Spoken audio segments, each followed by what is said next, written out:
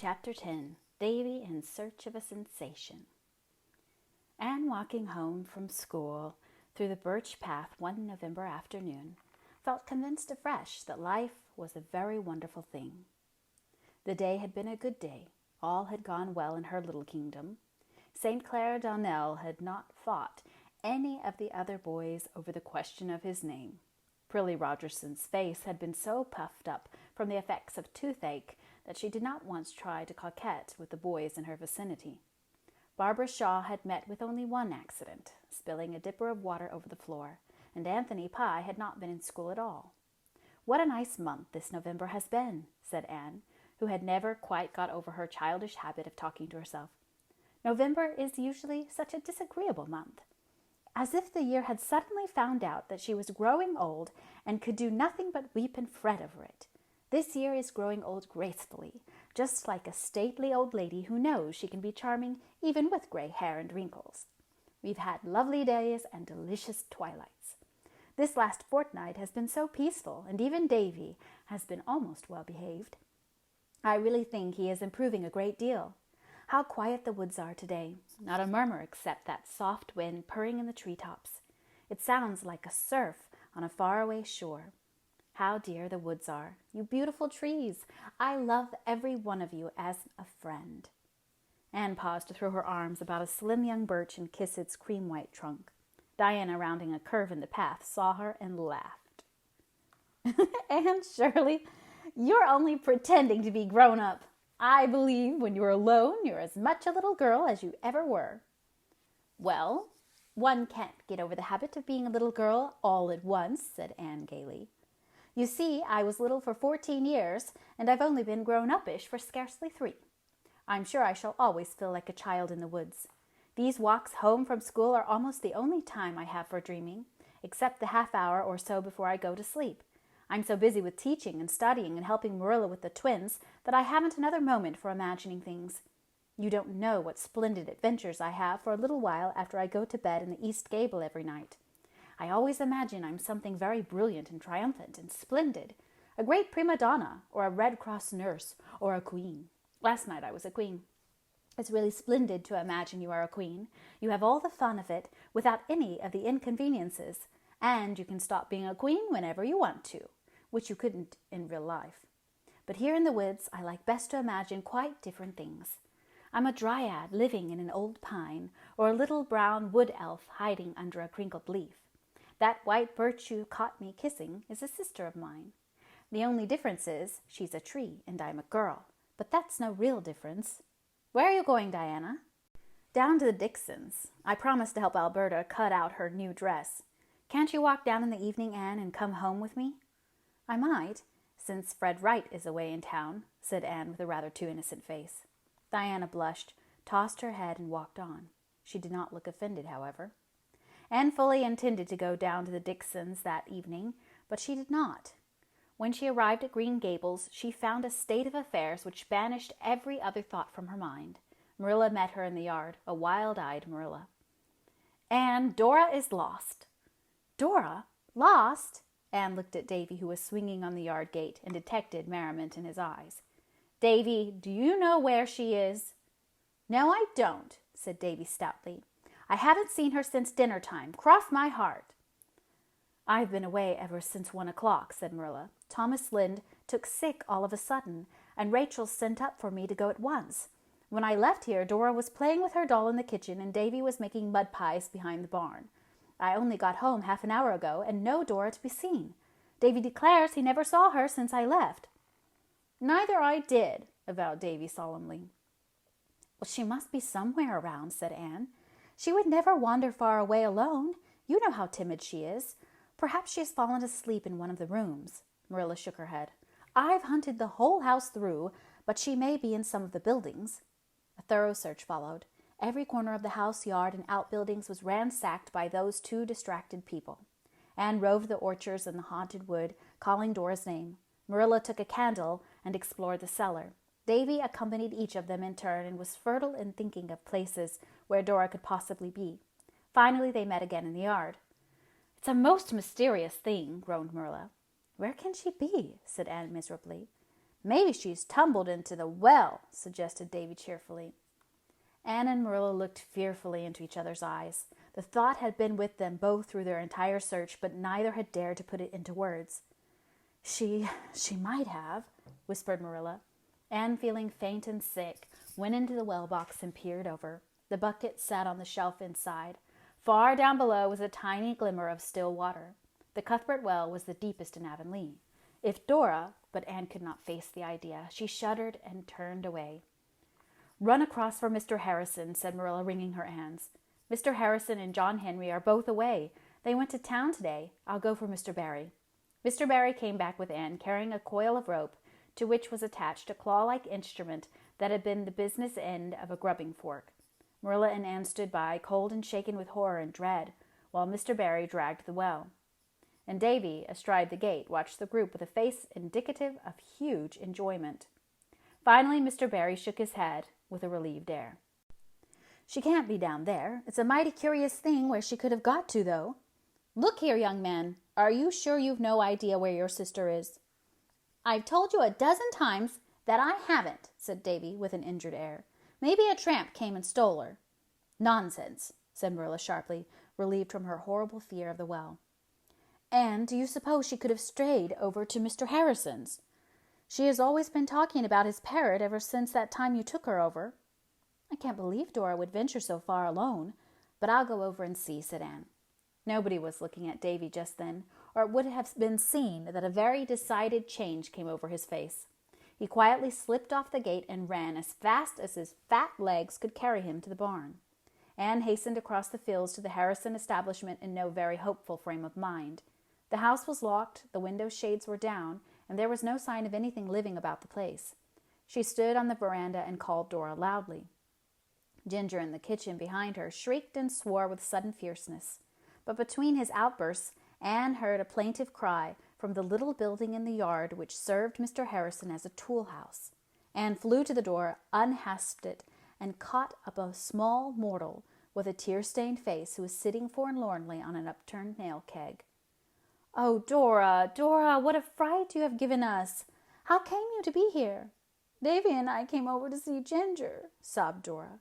"But we couldn't see him after all, only Davy made him swear by kicking the door.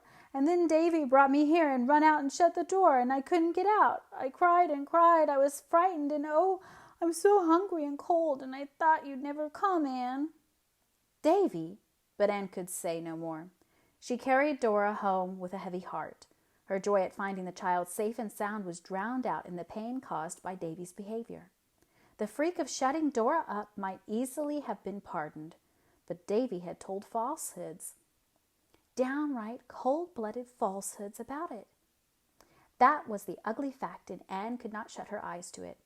She could have sat down and cried with sheer disappointment. She had grown to love Davy dearly. How dearly she had not known until this minute, and it hurt her unbearably to discover that he was guilty of deliberate falsehood. Marilla listened to Anne's tale in silence that boded no good Davy toward. Mr. Barry laughed, advised that Davy be summarily dealt with. When he had gone home, Anne soothed and warmed the sobbing, shivering Dora, got her supper, and put her to bed. Then she returned to the kitchen just as Marilla came grimly in, leading, or rather pulling, the reluctant, cobwebby Davy, who she had just found hidden away in the darkest corner of the stable. She jerked him to the mat on the middle of the floor and then went and sat down by the east window. Anne was sitting limply by the west window. Between them stood the culprit. His back was toward Marilla, and it was a meek, subdued, frightened back. But his face was toward Anne, and although it was a little shamefaced, there was a gleam of comradeship in Davy's eyes, as if he knew he had done wrong and was going to be punished for it, but could count on a laugh over it all with Anne later on. But no half-hidden smile answered him in Anne's gray eyes, as there might have done had it been only a question of mischief. There was something else, something ugly and repulsive. "How could you behave so, Davy?" she asked sorrowfully. Davy squirmed uncomfortably. "I just did it for fun. Things have been so awful quiet here for so long that I thought it would be fun to give you folks a big scare. It was, too." In spite of fear and a little remorse, Davy grinned over the recollection. But you told a falsehood about it, Davy, said Anne, more sorrowfully than ever. Davy looked puzzled. What's a falsehood? Do you mean a whopper? I mean a story that was not true. Course I did, said Davy frankly. If I hadn't, you wouldn't have been scared. I had to tell it. Anne was feeling the reaction from her fright and exertions. Davy's impenitent attitude gave the finishing touch. 2 big tears brimmed up in her eyes. Oh, Davy, how could you? She said with a quiver in her voice. Don't you know how wrong it was? Davy was aghast. Anne crying. He had made Anne cry. A flood of real remorse rolled like a wave over his warm little heart and engulfed it. He rushed to Anne, hurled himself into her lap, flung his arms around her neck, and burst into tears. I didn't know it was wrong to tell whoppers, he sobbed. How did you expect me to know it was wrong? All Mr. Sprott's children told them regular every day and crossed their hearts too. I suppose Paul Irving never tells whoppers, and here I've been trying awful hard to be as good as him, but now I suppose you'll never love me again. But I think you might have told me it was wrong. I'm awful sorry I made you cry, Anne, and I'll never tell a whopper again. Davy buried his face in Anne's shoulder and cried stormily. Anne, in a sudden glad flash of understanding, held him tight and looked over his curly thatch at Marilla. He didn't know it was wrong to tell falsehoods, Marilla. I think we must forgive him for that part of it this time, if he will promise never to say what isn't true again. I never will, now that I know it's bad, asseverated Davy between sobs. If you ever catch me telling a whopper again, you can... Davy groped mentally for a suitable penance. You can skin me alive, Anne. Don't say whopper, Davy. Say falsehood, said the schoolma'am. Why? Queried Davy, settling comfortably down and looking up with a tear-stained, investigating face. Why ain't whopper as good as falsehood? I want to know. It's just a big word. It's slang, and it's wrong for little boys to use slang. There's an awful lot of things it's wrong to do, said Davy with a sigh. I never supposed there were so many. I'm sorry it's wrong to tell falsehoods, 'cause it's awful handy. But since it is, I'm never going to tell any more. What are you going to do to me for telling them this time? I want to know. Anne looked beseechingly at Marilla. I don't want to be too hard on the child, said Marilla. I dare say nobody ever did tell him it was wrong to tell lies. And those Sprott children were no fit companions for him. Poor Mary was too sick to train him properly, and I presume you couldn't expect a 6-year-old child to know things like that by instinct. I suppose we'll just have to assume he doesn't know anything right and begin at the beginning. But he'll have to be punished for shutting Dora up, and I can't think of any way except to send him to bed without his supper, and we've done that so often. Can't you suggest something else, Anne? I should think you ought to be able to, with that imagination you're always talking of. But punishments are also horrid, and I like to imagine only pleasant things, said Anne, cuddling Davy. There are so many unpleasant things in the world already that there is no use in imagining any more. In the end, Davy was sent to bed as usual, there to remain until noon next day. He evidently did some thinking, for when Anne went up to her room a little later, she heard him calling her name softly. Going in, she found him sitting up in bed with his elbows on his knees and his chin propped on his hands. Anne, he said solemnly, is it wrong for everybody to tell falsehoods? I want to know. Yes, indeed. Is it wrong for a grown-up person? Yes. Then, said Davy decidedly, Marilla is bad, for she tells them, and she's worse than me, for I didn't know it was wrong, but she does. Davy Keith, Marilla never told a story in her life, said Anne indignantly. She did so. She told me last Tuesday that something dreadful would happen to me if I didn't say my prayers every night, and I haven't said them for over a week, just to see what would happen. And nothing has, concluded Davy in an aggrieved tone. Anne choked back a mad desire to laugh with a conviction that it would be fatal, and then earnestly set about saving Marilla's reputation. Why, Davy Keith, she said solemnly, something dreadful has happened to you this very day. Davy looked skeptical. I suppose you mean being sent to bed without any supper, he said scornfully. But that isn't dreadful. Of course, I don't like it, but I've been sent to bed so much since I come here that I'm getting used to it. And you don't save anything by making me go without supper either, for I always eat twice as much for breakfast." "I don't mean your being sent to bed. I mean the fact that you told a falsehood today." And Davy, Anne leaned over the footboard of the bed and shook her finger impressively at the culprit. "For a boy to tell what isn't true is almost the worst thing that could happen to him. Almost the very worst. So you see, Marilla told you the truth." "But I thought that something bad would be exciting," protested Davy in an injured tone. "Marilla isn't to blame for what you thought. Bad things aren't always exciting. They're very often just nasty and stupid." "It was awful funny to see Marilla and you looking down the well, though," said Davy, hugging his knees. Anne kept a sober face until she got downstairs, and then she collapsed on the sitting-room lounge and laughed until her sides ached. "I wish you'd tell me the joke," said Marilla a little grimly. "I haven't seen much to laugh at today." "You'll laugh when you hear this," assured Anne, and Marilla did laugh, which showed how much her education had advanced since the adoption of Anne. But she sighed immediately afterwards.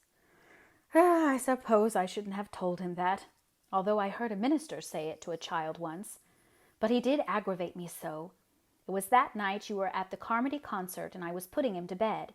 He said he didn't see the good of praying until he got big enough to be of some importance to God. And I do not know what we are going to do with that child. I never saw his beat. I'm feeling clean discouraged." "Oh, don't say that, Marilla. Remember how bad I was when I came here?" "Anne, you never were bad. Never. I see that now, when I've learned what real badness is. You were always getting into terrible scrapes, I'll admit, but your motive was always good. Davy is just bad from sheer love of it." "Oh, no, I don't think it is real badness with him either," pleaded Anne. "It's just mischief, and it is rather quiet for him here, you know. He has no other boys to play with, and his mind has to have something to occupy it. Dora is so prim and proper she is no good for a boy's playmate. I really think it would be better to let them go to school, Marilla." "No," said Marilla resolutely. "My father always said that no child should be cooped up in the four walls of a school until it was 7 years old, and Mr. Allen says the same thing. The twins can have a few lessons at home, but go to school they shan't till they are 7. "Well, we must try to reform Davy at home then," said Anne cheerfully. "With all his faults, he's really a dear little chap. I can't help loving him. Marilla, it may be a dreadful thing to say, but honestly, I like Davy better than Dora, for all she's so good." "I don't know, but I do myself," confessed Marilla. "And it isn't fair, for Dora isn't a bit of trouble. There couldn't be a better child, and you'd hardly know she was in the house." "Dora is too good," said Anne. "She behaves just as well as if there wasn't a soul to tell her what to do. She was born already brought up, so she doesn't need us. And I think," concluded Anne, hitting on a very vital truth, "that we always love best the people who need us. Davy needs us badly." "He certainly needs something," agreed Marilla. "Rachel Lynde would say it was a good spanking."